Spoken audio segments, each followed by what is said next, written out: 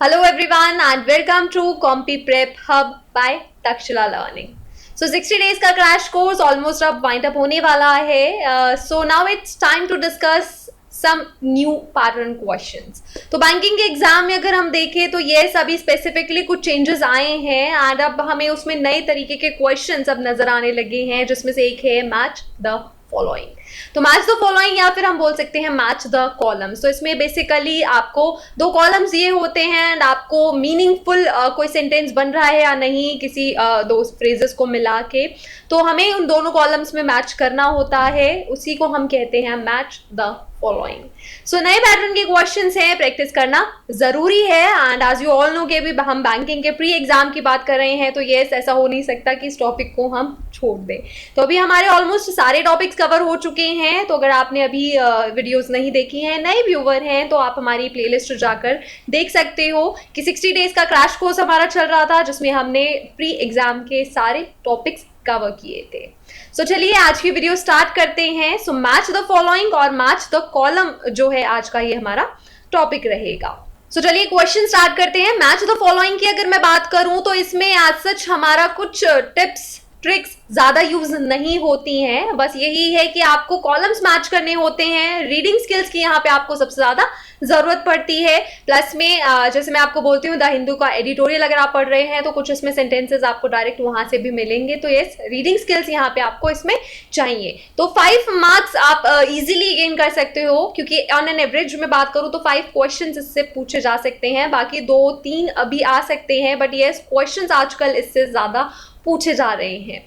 सो अब हम बात करते हैं कि कैसे आपको इसे सॉल्व करना है एंड आज हम इस वीडियो में इसके क्वेश्चंस डिस्कस करने वाले हैं कि किस तरीके के क्वेश्चंस आते हैं. सो इसमें आपको यहाँ पे क्वेश्चन नंबर 1 to 5 के लिए डायरेक्शन दी गई है. तो सबसे पहले हम ये डायरेक्शन रीड कर लेते हैं, क्योंकि क्वेश्चन सॉल्व करने से पहले हमें जरूरी है जानना कि क्वेश्चन में पूछा क्या गया है, हमें करना क्या है. तो जितने भी बिगिनर्स हैं जो अभी स्टार्ट कर रहे हैं उनके लिए मस्ट है. So given below each question is given 2 columns, column 1 and column 2. तो 2 कॉलम्स में डिवाइडेड है. कॉलम 1 दिया गया है और कॉलम 2 दिया गया है. Then column 1 has 3 phrases numbered 1 2 3. तो कॉलम 1 में हमारी क्या है, 3 phrases दी गई हैं एंड ऐसे ही कॉलम 2 में भी हमारी 3 phrases हैं.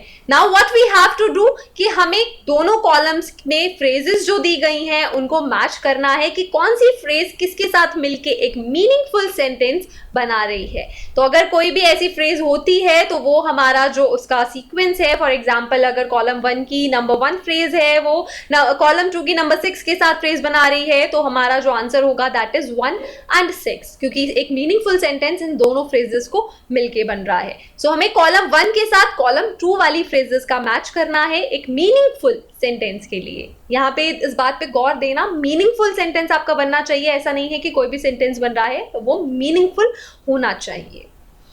सो match the phrases marked as 1 2 3 को हमें मैच करना है 4 5 6 वाली. आपको यहाँ पे नंबरिंग की बजाय ABCD भी दिख सकती है, बट यस आपको इसी तरीके से दिखेगा 1 2 3 कॉलम 1 में, 4 5 6 कॉलम 2 में, या फिर ABCDEF हम इस तरीके से इसको बोल सकते हैं. सो प्री एग्जाम में जो इससे क्वेश्चन आएगा वो बेसिकली आपका, आप देखो इस तरीके का आएगा. सिर्फ आपसे मीनिंगफुल सेंटेंस जो है वो पूछा जाएगा, इसके अलावा कुछ नहीं पूछा जाएगा. हालांकि अगर मैं मेंस की बात करूं तो मेंस में लेवल थोड़ा हाई हो जाता है. उसमें क्वेश्चन आपसे पूछा जा सकता है कि साथ साथ इसमें एरर जो है वो भी स्पॉट करना है, या फिर एरर के बिना जो सेंटेंस है वो बताना है.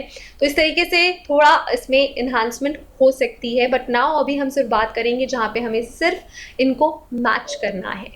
So as you see column 1 and column 2, 2 columns हमें दिए गए हैं एंड हमारी फ्रेजेस देखो 1 2 एंड 3 यहाँ पे फ्रेजेस हैं. 4 5 6 हमारी कॉलम 2 में है. अब हमें मैच करना है कॉलम 1 को कॉलम 2 के साथ. तो इसके लिए सबसे पहले हमें क्या करना है, रीडिंग करनी है. जैसे मैंने बोला कोई टिप एंड ट्रिक यहाँ पे आपके काम नहीं आएगी, बस आपको रीड करना है. एक सेंटेंस पढ़िए. मेरा जो यहाँ पे सजेशन है, फर्स्ट लाइन पढ़ी आपने फटाफट से तीनों कॉलम बी 2 वाले देखे. आपको कॉलम 2 में पढ़ने से पता लग जाएगा कि इसके साथ मैच हो रहा है या नहीं हो रहा है. अगर मैच हो रहा है तो पूरा पढ़िए, अदरवाइज उसको स्किप आप कर सकते हैं, बट पूरा पढ़िए तो आपके लिए ज्यादा यहाँ पे बेनिफिट रहेगा. सो कॉलम 1 का पहला सेंटेंस देखिए, डीमोनेटाइजेशन हैज क्लियरली नॉट. अब हमने कॉलम 1 का फर्स्ट सेंटेंस पढ़ा, अब हमें देखना है कि कॉलम 2 के किसी सेंटेंस के साथ इसका पेयर बन सकता है या नहीं। तो चलिए फटाफट से फोर्थ वाला सेंटेंस देखें। So demonetisation has clearly not perhaps. अब आप देखो यहाँ पे पहले वर्ड से ही मुझे पता लग गया कि इसके साथ मीनिंगफुल सेंटेंस तो नहीं दे सकता। यहाँ पे डीमोनेटाइजेशन की बात हो रही है कि ये क्लियरली एक क्या नहीं है, तो यहाँ पे इसकी जस्ट बात परहैप्स का यूज तो नहीं हो सकता, यानी कि हमारा फोर्थ सेंटेंस इसके साथ पेयर नहीं हो सकता है।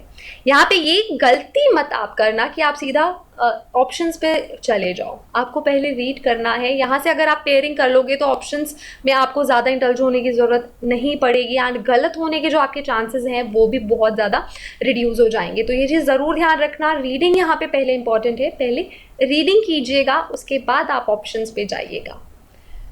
सो अब देखिए इसको फिफ्थ सेंटेंस के साथ कनेक्ट करने की कोशिश करते हैं। सो यहाँ पे फिफ्थ सेंटेंस इज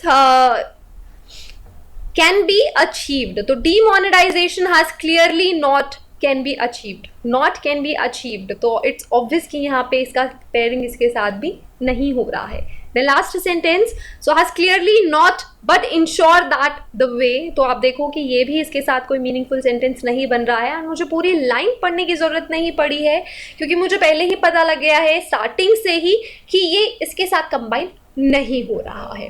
सो हम इसको स्किप कर देते हैं।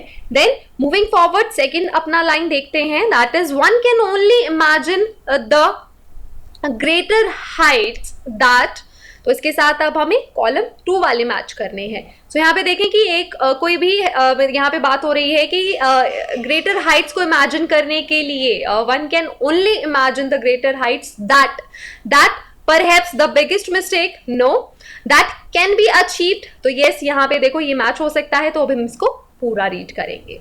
So one can only imagine the greater Heights so that can be achieved with the proper infrastructure and training। तो यहाँ पे देखो ये इसके साथ यहाँ पे मैच हो रहा है कि ग्रेटर हाइट्स को अचीव करना है, दैट कैन बी अचीव्ड। तो यस यहाँ पे ये जो है इसका प्रॉपर कॉम्बिनेशन बन रहा है, मीनिंग प्रॉपर बन रहा है। तो यस हमारा यहाँ पे पेयर बना 2 के साथ 5 का, तो ये हमारा यहाँ पे एक पेयर बन गया। देन हम लास्ट वाला देखेंगे, उसके बाद हम ऑप्शंस पे जाएंगे। तो थर्ड वाला सेंटेंस देखते हैं, the onus is on us to not only protect our own lives perhaps the biggest mistake, no. And fifth वाला सेंटेंस हमारा ऑलरेडी हो चुका है, तो हमारे पास एक बचता है, दैट इज 6। तो इसके साथ हम इसको मैच करके देखते हैं।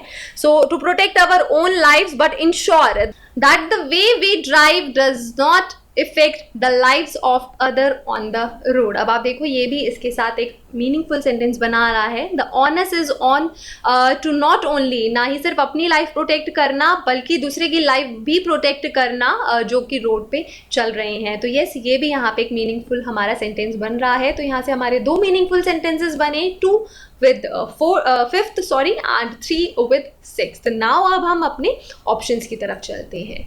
So here are the options, identify contextually meaningful sentences। तो context के हिसाब से जो meaningful sentence है हमें वो आइडेंटिफाई करनी है। नाउ अब हमें ऑप्शंस पढ़ने हैं, लेकिन हमें अब वो ऑप्शन देखना है जो कि हमारा मीनिंगफुल सेंटेंस बना है कि वो ऑप्शन में है या नहीं है। सो हमारा था 2nd and 5 जो कि हमें बी ऑप्शन में दिख रहा है, तो ए ऑप्शन तो हमारा ऑटोमेटिकली आउट हो जाता है, सेकंड वाला भी आउट हो जाता है क्योंकि फर्स्ट वाले सेंटेंस का किसी के भी साथ पेयर नहीं बना था। यस ये ट्रिक यहाँ पे आप यूज कर सकते हो कि जिस सेंटेंस का कोई पेयर नहीं बना है अगर वो ऑप्शन में आपको दिखाई दे रहा है तो उन ऑप्शन को आप स्किप कर सकते हो। सो हमारा ए बी दोनों ऑप्शन एंड इवन सी भी स्किप हो गया है। नाउ हमारे पास 2 ही बचते हैं option, that is D and E. अगर आप डी ऑप्शन देखो तो 2 का 5th के साथ एंड 3 का 6th के साथ, तो यस यहाँ पे हमारा करेक्ट जो आंसर है that is option number D. So here is the answer. Yes हमारा जो पहले क्वेश्चन के लिए आंसर था that is option number D. तो इसी तरीके से आपको मैच द फॉलोइंग के क्वेश्चन सॉल्व करने हैं। फर्स्ट आपको रीडिंग करनी है, पेयर बनाना है जो कि मीनिंगफुल बने, देन उसके बाद आपको फटाफट से ऑप्शन पे स्किप करना है। एंड ऑप्शंस में भी आप स्किप करोगे जो कि आपका बिल्कुल आपको पता है कि इसका कोई पेयरिंग था ही नहीं, वो आपको जिस भी ऑप्शन में दिख रहा है उसको फटाफट से एलिमिनेट कीजिए। एंड आपको जो पेयर था वो आपको ऑप्शंस में दिख रहा है, फटाफट से क्लिक कीजिए। अगर आपको नहीं दिख रहा है तो आप इसमें फिर और ऑप्शंस को ट्राई कर सकते हो। बट अगर रीडिंग स्किल्स आपकी अच्छी हैं तो आपको इसकी ज़रूरत नहीं पड़ेगी, क्योंकि आप फर्स्ट रीडिंग में ही करेक्ट पेयर जो है वो फाउंड कर लोगे। एंड येस, अभी इनका पैटर्न नया है, तो क्वेश्चन जो भी एग्ज़ाम में आ रहे हैं वो क्वाइट ईजी होते हैं, बट येस टाइम कंज्यूमिंग है। ये यहाँ पे एक इसका जो मैं कह सकती हूँ ड्रॉबैक वो रह सकता है, अदरवाइज इसमें फुल मार्क्स आप स्कोर कर सकते हो। तो टाइम कंज्यूमिंग को आप येस टाइम मैनेजमेंट की हेल्प से कम कर सकते हो, अपनी रीडिंग स्किल्स को इम्प्रूव करके एंड क्वेश्चंस को बार बार प्रैक्टिस करके। तो ये 2 तरीके हैं, इससे आप जो है अपना टाइम जो इसमें कंज्यूम हो रहा है उसको कम कर सकते हो। सो नाउ फटाफट से चलिए सेकेंड क्वेश्चन पे देखते हैं। फटाफट से आप भी समझ गए हो तो फटाफट से रीड कीजिए मेरे साथ। सो हेयर कॉलम 1 में is the book fair was a grand success but it was surprising. It does not have, तो नो इसके साथ ये नहीं बन रहा है। It was surprising the benefit of the, नहीं बेनिफिट भी नहीं है। That people are still rushing to, yes यहाँ पे इसका पेयरिंग बन रहा है, तो फर्स्ट के साथ हम फटाफट से 6th लाइन को पूरा कंप्लीट रीड करेंगे। The book fair was a grand success but it was surprising that people are still rushing to buy books in the digital era, कि डिजिटल एरा में फिर भी लोग जो हैं वो बुक्स बाय करने के लिए जाते हैं। हालांकि बुक फेयर जो था वो ग्रैंड सक्सेस रहा है। सो येस आप देखो ये मीनिंगफुल आपका सेंटेंस यहाँ पे बन गया है। तो फर्स्ट का हमारा पेयर हमारा 6th के साथ हो गया है। नाउ सेकेंड वाले का देखते हैं। Online retail chains are finding it difficult to sustain since it does not have any revenue model. तो येस आप देखो यहाँ से इसका भी पेयर बन रहा है। So it does not have any revenue model in place that will bring profits. तो ऑनलाइन रिटेल चेन्स जो है वो डिफिकल्ट हो रही हैं इसको सस्टेन करने के लिए, सिंस जब से जो है क्योंकि इसमें रेवेन्यू मॉडल जो है इसका वो नहीं हुआ है। तो येस इसका पेयरिंग यहाँ से इसके साथ हो रहा है। तो हमारा सेकेंड का 4th के साथ एंड सेकेंड को एक बार 5th के साथ भी चेक कर लेते हैं। So online retail chains are finding it difficult to sustain since the benefit of the class and not the mass। तो यहाँ पे class and mass की बात नहीं है, that is why हमारा पेयर इसके साथ नहीं बनेगा। तो ये हमारे 2 पेयर जो हैं अब तक बन चुके हैं। नाउ थर्ड वाला भी देख लेते हैं। The test preparation segment will need to evolve for the benefit of the class and not the mass in order to be more popular। तो ये हमारा ये भी यहाँ पे देखो मीनिंगफुल सेंटेंस बन रहा है कि टेस्ट की जो प्रिपरेशन सेगमेंट है उसकी ज़रूरत है कि पूरी क्लास के बेनिफिट के लिए, ना कि सिर्फ मास के लिए। तो येस ये भी हमारा, तो हमारे तीनों सेंटेंसेस के हमें पेयर यहाँ पे मिल गए हैं, जिसका सीक्वेंस आपको याद रखना है। दैट इज़ 1 का हमारा 6th के साथ है, सेकेंड वाला 4th के साथ एंड थर्ड वाला 5th के साथ। नाउ अब हम ऑप्शंस देखते हैं अपने। सो आइडेंटिफाई करना है हमें। सो देखो 1 एंड 5th हमें सारे ऑप्शंस देखने हैं। कोई ऐसा आप इसमें मत करना कि अगर आपको सिर्फ 2 ऑप्शंस दिख रहे हैं एंड आपको थर्ड वाला नहीं दिख रहा है एंड आप उसको क्लिक करके आ जाओ, वो आपका गलत हो जाएगा। अगर आपको ऐसा लग रहा है तो मे बी आपको दोबारा रिवाइज करने की ज़रूरत है कि आपके पेयरिंग करने में कोई दिक्कत हो सकती है, ये चांसेस यहाँ पे हैं। तो ये थोड़ा जब भी आप मैच द फॉलोइंग के क्वेश्चन सॉल्व करोगे तो ये चीज़ थोड़ा इस पर ध्यान देना। सो हमारे तीनों देखो हमें फटाफट से मिल गए। दैट इज़ हमारे ऑप्शन नंबर सी में थे, तो हमें ज़्यादा ऑप्शंस रीड करने की ज़रूरत यहाँ पे नहीं पड़ी है। 1 का 6th के साथ, सेकंड का 4th के साथ, थर्ड का 5th के साथ, जो कि एग्जैक्टली हमारे वही पेयर्स हैं जो हमने अभी बनाए थे। तो यहाँ पे क्वेश्चन नंबर 2 के लिए हमारा करेक्ट आंसर हो गया ऑप्शन नंबर डी। तो इस तरीके से आप देखो मैच द फॉलोइंग के क्वेश्चन आप जितना ज़्यादा इसको प्रैक्टिस करते रहोगे उतना बेटर तरीके से आप इसको सॉल्व करते हुए चले जाओगे। आपकी स्पीड आप खुद देखोगे कि ऑटोमेटिकली टाइम जो है आपका कम लगना स्टार्ट हो जाएगा। तो ये चीज़ आप इसमें प्रैक्टिस जो है ज़्यादा से ज़्यादा क्वेश्चंस कीजिए। एंड अगर आपको प्रैक्टिस के लिए क्वेश्चंस चाहिए तो आप हमारी वेबसाइट विजिट कर सकते हो, दैट इज़ www.takshilalearning.com। वहाँ पे आपको फ्री क्वेश्चंस मिल जाएंगे प्रैक्टिस के लिए with answers. Now third question भी देख लेते हैं। नाउ फटाफट से चलिए रीड करते हैं। The automobile industry employs 37 million and it was a lovely sight. No 37 million people, yes ये हो सकता है। So the automobile industry employs 37 million people and contributes to 7% of the country's GDP। Absolutely इसके साथ इसका pairing हो गया है, मीनिंग भी यहाँ पे इसका बन गया है। Then suddenly the lights went out and it was a lovely sight. Light जाने के बाद अब आप देखो इसके साथ ये कंबाइन हो रहा है, यहाँ पे ध्यान देना कंबाइन हो रहा है, लेकिन क्या इसका कोई सेंस बन रहा है? Suddenly the lights went out and it was a lovely sight. Light जाने के बाद कोई लवली साइट नहीं हो सकती, तो ये गलती एग्जाम में मत करके आना। एंड आपको ऐसे कंफ्यूजिंग पेयर भी मिल सकते हैं जो मैच होंगे लेकिन मीनिंग नहीं देंगे। तो यहाँ पे सेकंड का हमारा फोर्थ के साथ कोई पेयर नहीं बनेगा। देन सिक्स्थ वाला अगर हम ट्राई करें तो suddenly the light went out, dust finally settled. Light जाने से डस्ट का भी कोई लेना देना नहीं है, दैट इज वाई ये भी हमारा पेयर नहीं बन रहा, यानी सेकंड वाले का पेयर हमारा नहीं बनेगा।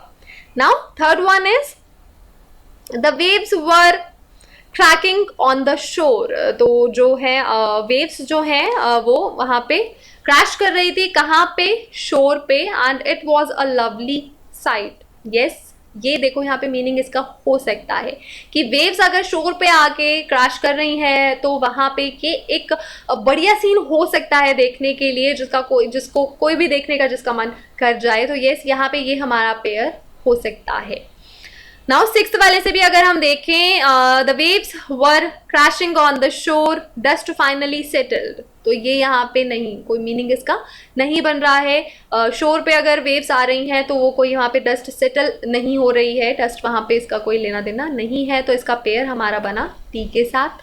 तो क्वेश्चन नंबर थर्ड में हमें मिले दो पेयर्स। तो फर्स्ट वाला पेयर हमारा बना फिफ्थ के साथ एंड थर्ड वाला बना फोर्थ के साथ। नाउ अब हम ऑप्शंस देखेंगे।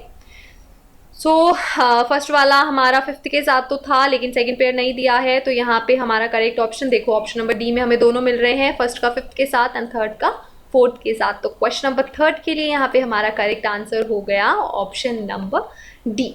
तो यहाँ से हमारा जो match the following, I hope कि अब आपको यहाँ से एक आइडिया लग गया होगा कि किस तरीके के क्वेश्चन आपको एग्जाम में आएंगे। एंड इसमें मोस्टली आपको इसी तरीके के क्वेश्चन आएंगे, आपको जस्ट उनको मैच करना है।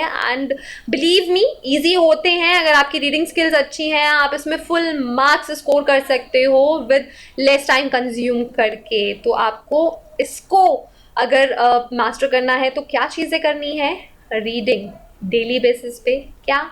द हिंदू का एडिटोरियल मेरी हर वीडियो में मैं आपको बोलती हूँ बहुत ज़्यादा इंपॉर्टेंट है। अगर आप किसी भी कॉम्पिटिटिव एग्जाम के लिए प्रिपेयर कर रहे हो, बैंकिंग के अलावा भी एसएससी, रेलवेज और जो भी एग्जाम के लिए, द हिंदू उसमें बहुत ज़्यादा ज़रूरी है। अगर पूरा नहीं पढ़ रहे तो कोई बात नहीं, इंग्लिश के लिए स्पेसिफिकली एडिटोरियल पेज ज़रूर पढ़ना, देन क्वेश्चंस प्रैक्टिस करना, ये दो मोस्ट इंपॉर्टेंट पार्ट्स हैं। इन दोनों से ही आपकी स्पीड बिल्डअप होगी, आप इसके यूज टू हो जाओगे एंड एग्जाम में आप फिर फटाफट से क्वेश्चन सॉल्व करके आओगे with full accuracy, full marks आपको इसमें मिलेंगे एंड आपका टाइम भी यहाँ पे कम कंज्यूम होगा। सो इसी के साथ आज की ये वीडियो हम यहाँ पे वाइंड अप करते हैं। आई होप अब आपको आइडिया मिल गया है। इसके बाद आप जितने ज़्यादा क्वेश्चन सॉल्व करोगे उतना ज़्यादा बेटर है। मैं कितने भी क्वेश्चन सॉल्व करा लूँ वो कम ही लगेंगे। सो हम किसी और वीडियो में इसको और इसके प्रैक्टिस करेंगे। तब तक आप इसमें और क्वेश्चन प्रैक्टिस कीजिए एंड अगर आपके कोई भी क्वेरीज हैं तो वो आप मुझे कमेंट बॉक्स में हमारे साथ शेयर कर सकते हैं। सो आज सुन आज पॉसिबल जितना रहेगा ASAP हम उतना आपकी जल्दी क्वेरी आपकी सॉल्व करेंगे। सो नेक्स्ट वीडियो में हम मिलेंगे आपके साथ, जिसमें हम और कुछ इंपॉर्टेंट टॉपिक मैं आपके साथ डिस्कस करूंगी।